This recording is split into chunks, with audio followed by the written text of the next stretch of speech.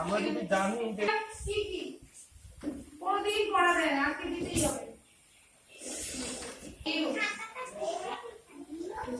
না দেখে একমাত্র তুমি কি পারবে তুমি পড়া প্রতিবার।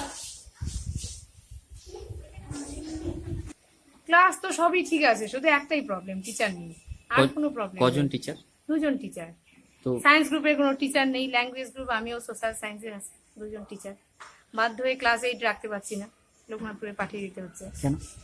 দুজন টিচার, 4টা ক্লাস কি করে কভার করবো? অফিস থাকে, মিটিং থাকে, শিক্ষাশ্রী, কন্যাশ্রী, মাইনরিটি, প্রচুর মিটিং থাকে।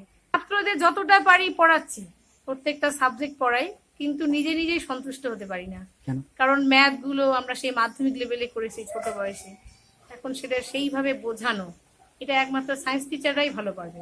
কিন্তু খুব ইমিডিয়েট টিচার দরকার। 11 সাল থেকে চলছে, আজকে 17 সাল, দুজন টিচার চালাচ্ছি স্কুল।